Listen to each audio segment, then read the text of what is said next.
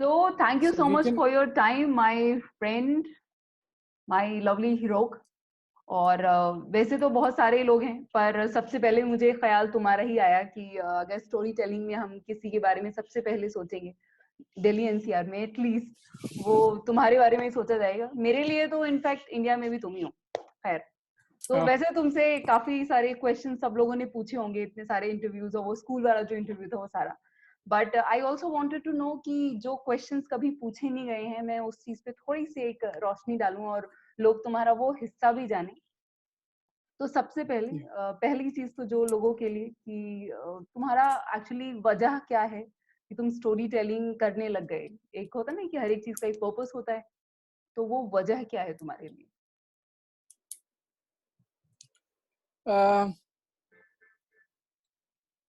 फैजी, मैं बताता हूँ कि पता नहीं ये एक स्पेसिफिक रीजन होगा या नहीं, बट मुझे लगता है मुझे इसके अलावा और कुछ नहीं आता है। मैं बचपन से नौटंकी करता आया हूँ। मैं आवाजें निकालता हूँ उल्टी सीधी, घर पे भी रहता हूँ तो भी हरकतें करता रहता हूँ, और कोई भी बहाना ढूंढ लेता हूँ किसी को भी फंसाने का। और बहुत झूठ बोलता था बचपन में मैं। कहानियां सुनना मुझे बहुत पसंद था।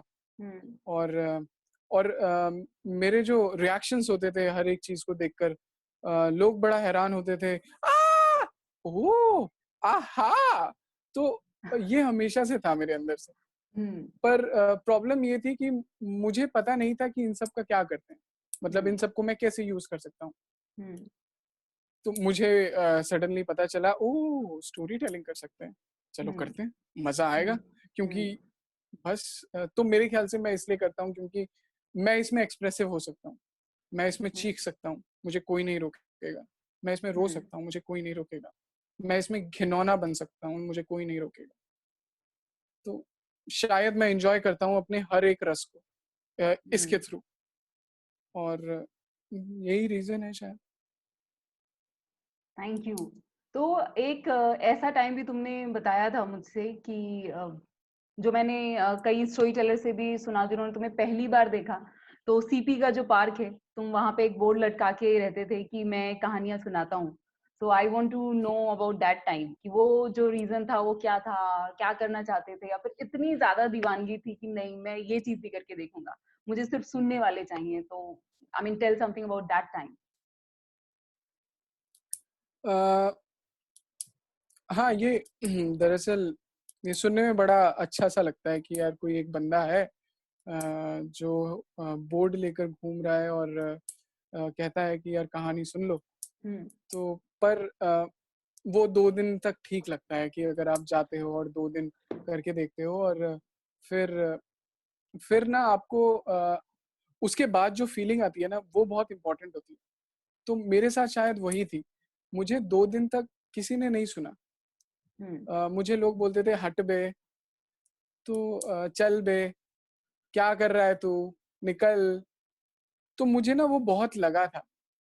तो उसके बाद जो आया था ना कि यार इतना तो गिर चुका हूं मैं, देखते हैं और कितना गिर सकता हूँ।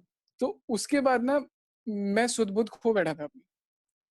मैं फिर मैं जैसे रतन से जैसे मिला था, मुझे अच्छे से याद है।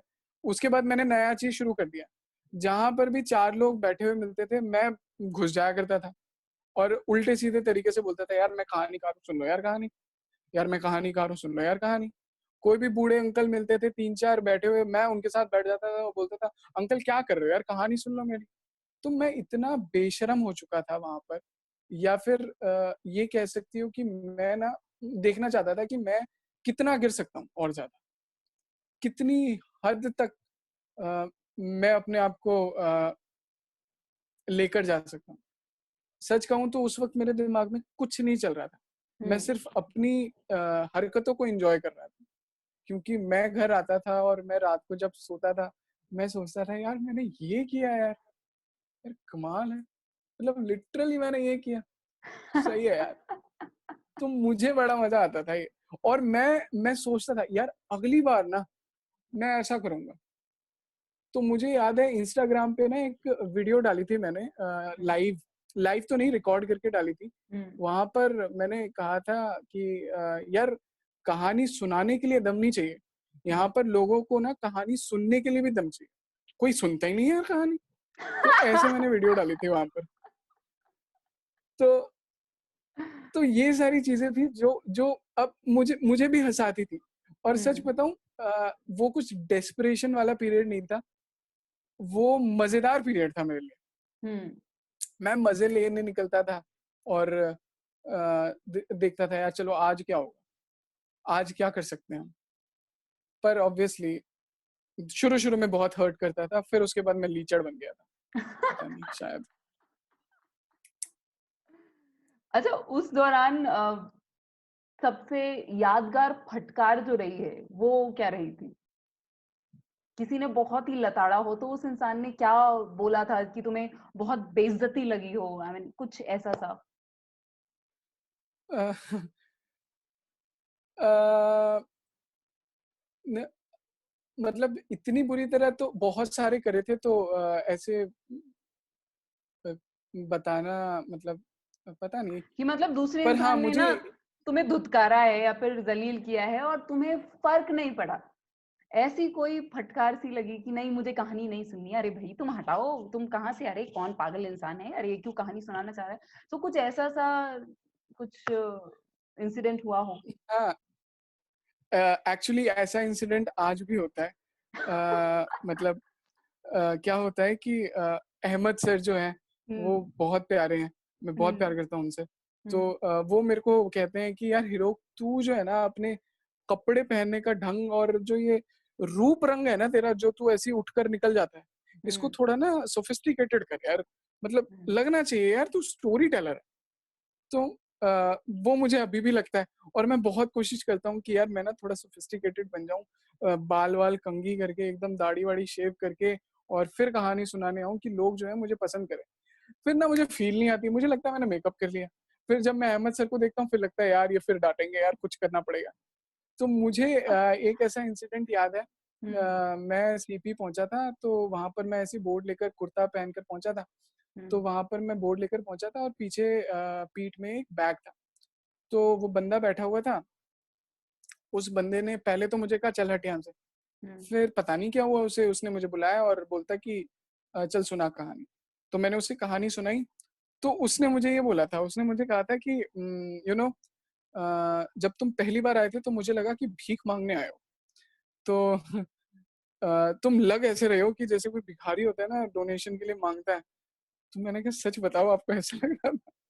तो ही सेड हाँ, मुझे लिटरली ऐसा लगा था।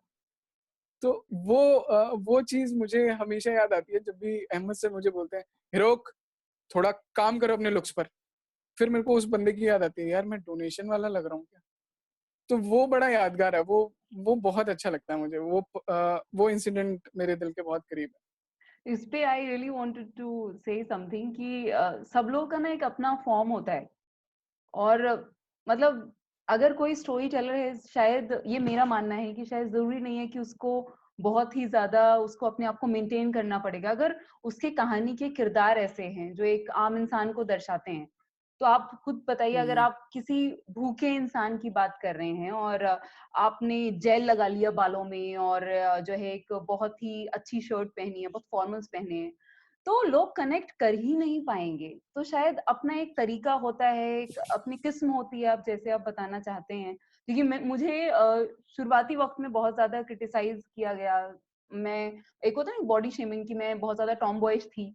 तो बहुत कुछ कहा जाता हुँ, था कि एक लड़की को ना लड़की की तरह रहना चाहिए, she should look like a girl और बहुत फेमिनिन लगना चाहिए ये सब। पर मुझे भी तुम्हारी तरह लगता था कि I am not being my self. अगर मैं बहुत सारा मेकअप थोप लेती हूँ 1 इंच का तो वो फ़ैज़ी नहीं होती है।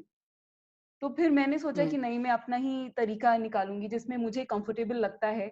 जब तक मेरे दिल से आवाज़ नहीं निकलेगी उन चीज़ों को लेके तब तक लोगों के दिलों तक पहुँचेगी नहीं। तो तुम जैसे भी होते हो हुँ, बहुत प्यारे लगते हो और एज़ अ स्टोरी टेलर तुम हर एक दिल में इसीलिए हो क्योंकि तुम I mean you are yourself. तुम लोगों की वजह से बदलते नहीं हो अपने रंग रूप को कि मार्केटिंग के अकॉर्डिंग ये अच्छा लगेगा या नहीं। और बहुत ही कम ऐसे लोग हुँ। होते हैं जिनको शायद मार्केटिंग की शायद उतनी ज़रूरत नहीं है and you are one of them. So I must say I mean I really love you as a storyteller, your looks, everything. Oh! Thank you फिर भी। हुँ, बट तो हाँ, तुम्हारा हाँ, बताओ।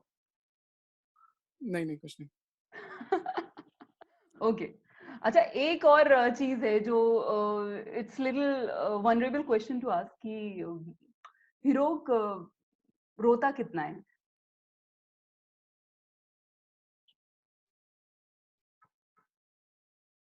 मैं बहुत रोंदू वाला बंदा हूँ। हुँ, मैं हर वक़्त ही रोता रहता हूँ, सच अच्छा। बताऊँ तो। हुँ, नहीं, मैं बहुत ज़्यादा इमोशनल हूँ और मेरे को छोटी-छोटी बात पर रोना आ जाता है। छोटी-छोटी बात पर मैं किसी कैरेक्टर को मरता हुआ देख लूँगा, मैं रो दूँगा। किसी किसी सीरीज़ में या किसी मूवी में 2 घंटे में जितना भी रिलेशन बनता है उस कैरेक्टर के साथ, या राइटर इतने ज़बरदस्त होते हैं कि वो इतना तगड़ा रिलेशन बनवा देते हैं आपके साथ, और सडनली यार उसको गोली लग जाती है तो लगता है यार मेरे गोली लग गई, और मैं रो दूँगा। पर on the hmm. Other hand कुछ-कुछ ऐसी चीज़ें भी होती हैं जो मुझे भी समझ नहीं आती, क्योंकि अ, कभी-कभी ऐसे सर्कमस्टांसेस आ जाते हैं सामने, मेरे आस-पास के दोस्त रो रहे होते हैं, मैं नहीं रोता। फिर मुझे लगता है यार यहाँ पर शायद रोना चाहिए था मुझे, फिर मैं रोया क्यों नहीं? तो ये इमोशनल इम्बैलेंस है मेरे अंदर थोड़ा बहुत ना, जहाँ पर कुछ करना चाहिए वहाँ नहीं करता मैं, जहाँ ज़रूरत नहीं है वहाँ निकल आता है। अच्छा, तो ऐसा कब मैं हुआ है कि हीरो जो है वो टूटकर बिखरा है और फिर सँभला है, फिर उसने अपनी ही कहानी का एक किरदार बनाया और लोगों के सामने लेके आया? कुछ कहानियों में, क्योंकि मैं ज़्यादातर कहानियाँ जो देखी हैं उसमें कहीं न कहीं तुम्हारा एक पार्ट होता है, भले ही एक एग्रेशन का एक पार्ट हो, भले ही जो थोड़ा-थोड़ा सा जो पागलपन सबके अंदर होता है वो पार्ट हो। जैसे इंग्लिश मीडियम जब मैंने कहानी सुनी थी किरण नादर में तुम्हारी, हाँ। तो उसमें काफ़ी कुछ मुझे तुम्हारा हिस्सा लगा कि मेबी शायद हुँ, वो हुँ। जो बच्चा, जो औरत जिस बच्चे को पढ़ाना चाहती है, शायद वो बच्चा कहीं न कहीं तुम थे, या फिर जो वो पेंटर वाली कहानी थी कि एक बच्चा जो वहाँ हाँ। पे स्लम में था, फिर उसको पेंटिंग करनी थी। तो उसने अपनी सारा जो आक्रोश है, वो रंगों में निकाल दिया था। तो उसमें भी मुझे हीरो कहीं न कहीं दिखता है। सो ऐसा कब हुआ है जब टूट के बिखरे हो, फिर सँभले हो, फिर तुमने कहा कि नहीं, मैं अपना सारा कुछ जो है एक कहानी के किरदार में लगा दूँगा और लोगों को मैं वो कहानी सुनाऊँगा? If it is too a personal question, it's okay, you can like simply pass. But I really a want to ask you this. Hmm, actually हाँ है। जो मैंने अभी रिसेंटली एक कहानी रिकॉर्ड करी थी, पहला कलाकार। हुँ, तो मैं अभी भी जूझ रहा हूँ उस चीज़ के साथ। वो एक ऐसा पार्ट है जिससे शायद अभी तक मैं निकल नहीं पाया हूँ, और मैं मतलब वो एक एक मरहम की उस कहानी ने मेरे लिए एक मरहम की तरह काम किया है, जो अभी तक चल रहा है, और शायद इसी वजह से मैं सोच पा रहा हूँ। it is one a, of my favorite stories, by the way. वो सो हाँ, वो मेरे दिल के भी बहुत करीब है, क्योंकि जब मैंने वो सारे इमोशंस अपने अंदर, क्योंकि ऐसा उसमें जो वो कैरेक्टर है ना कि जो उससे सवाल करता है कि अच्छा फिर क्या होगा? तो फिर क्या होगा? वही कहानी फिर एक बार। तो वो सब ना मेरे अंदर चल रहा होता है। तो हुँ, कह सकते हैं कि वो एक ऐसी कहानी है, जब मैं टूट रहा था, तो वो वो टूटे हुए हिस्सों से मैंने उस कहानी को बनाया है, और उन्हीं टूटे हुए हिस्सों को मैं देखता हूँ, तो मुझे लगता है नहीं यार, वो टूटे हुए हिस्से ना अभी ज़मीन पर नहीं गिरे हैं, वो टूटे हुए हिस्से ना उन कहानियों में हैं, और अगर मैं टूट रहा हूँ ना, तो मैं ऐसी एक और कहानी बनाऊँगा, और मैं जितनी बार टूटूँगा ना इन भावनाओं की वज़ह से, अपने उन टुकड़ों को मैं इस तरीके से जोड़ूँगा कि वो लोगों को नज़र आएँ।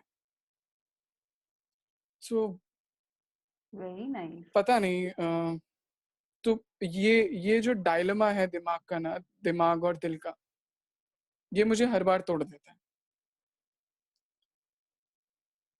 तो और हर बार टूटता है तो मुझे लगता है कि कुछ निकलेगा। वाह! पर ये इतना दर्दनाक टूटने वाला हिस्सा होता है कि मैं चाहता भी नहीं हूँ कि ये टूटे। हुँ। पर अब मैं ऑफ़िस मैंने छोड़ा नहीं है, तो मुझे पता है मैं टूटूँगा फिर से। तो देखते हैं क्या होता है। अच्छा, एक और चीज है, only if you want to share, तुम्हारे can we speak about the worst times, what has been your worst time, जिसको तुमने बाद में फिर कहानियों में ढाल लिया, क्योंकि एक जरिया होती है कहानियां कि आप वो एक्सप्रेस करते हैं। Only if you want to share कि वर्स्ट टाइम क्या रहे हैं तुम्हारे, क्योंकि वही है ना कि जो लोगों को लगती है कि it's this overnight success, everybody go crazy when hero is on the stage, जब हीरो कहानी सुनाता है, पर हीरो का जो पूरा सफर रहा है उसका सबसे बुरा वक्त क्या रहा है, जो लोग अब उसे यहाँ पे देखते हैं, बट वो जो वक्त था, we want to know few things if you want to share. हाँ, ज़रूर। बुरा वक़्त वर्स्ट टाइम बिल्कुल, कि तुम मतलब टूट गए हो, या फिर तुम्हें कुछ समझ में नहीं आया और तुम्हें लगा हो कि ये जो है ना, मतलब जिंदगी का सबसे गंदा महीना है या फिर सबसे गंदा साल है, ये क्यों हो रहा है मेरे साथ, सब कुछ मेरे साथ ही होता रहता है, सारी चीजें एक साथ हो रही हैं, एनीथिंग दैट एट हाँ, दैट टाइम यू थॉट कि वर्स्ट टाइम्स थे, अब तुम्हें लगता है कि that was a lesson all together, like life has to be accepted. Um, मैं पता नहीं शायद इसका आंसर ढंग से दे पाऊँगा या नहीं। स्टोरी टेलिंग को लेकर अगर बात करें तो मुझे पता नहीं हमेशा से ना मैं अपने आप को समझाता रहता हूँ कि मेरे ख़्याल से अभी तक ऐसा कोई वर्स्ट टाइम आया नहीं है मेरे पास और मुझे मालूम है कि आएगा। पर मैं हमेशा ये कहता हूँ कि यार मतलब मुझे मेरे जितने दोस्त हैं, जो आर्टिस्ट नहीं हैं, वो मुझे देखकर जेलस होते हैं। वो कहते हैं कि यार हीरोक यू आर वेरी लकी यार क्योंकि you are following your passion और हम जो हैं फँसे पड़े हैं। You you come out from your shell and you find out a way of expressing yourself. हम में से किसी ने कभी नहीं सोचा था कि एक ऐसा लड़का जो शाय है और वो ऐसा करके निकलेगा। तो यू आर वेरी लकी कि you are following your stuff. और इसके साथ-साथ ये वाली लाइन जो लोग मुझे कहते हैं कि यू आर वेरी लकी और इसके साथ-साथ मेरा बिलीव है कि मैं सच में लकी हूँ। ये दोनों चीज़ें मैं अपने ज़हन में रखता हूँ और अपने आप को प्रिपेयर करके रखता हूँ कि वर्स्ट टाइम आएगा। बस मुझे एक चीज़ याद रखनी है कि मैं वो कर रहा हूँ, जो मैं चाहता हूँ। लोग वो नहीं कर पा रहे, जो वो चाहते हैं, तो मैं लकी हूँ। मैं अगर यहाँ तक पहुँचा हूँ, तो आगे का रास्ता भी मिल ही जाएगा। तो इस चीज़ से ही मुझे एक और चीज़ याद आई है, वर्स्ट टाइम मेरी लाइफ़ में सबसे ज़्यादा वो था जब मुझे नहीं मालूम था कि मैं क्या करूँगा। तो story telling is everything for me, everything literally. मैं हाँ, मैं मैं कुछ भी कर सकता हूँ मतलब इसको करने के लिए लिटरली मैं बहुत सेल्फिश हूँ स्टोरी टेलिंग को लेकर। लोग मुझे बहुत गलत भी समझते हैं। अ, मैं अपने पेरेंट्स के सामने भी बहुत ज़्यादा घिनौना बन जाता हूँ स्टोरी टेलिंग को लेकर।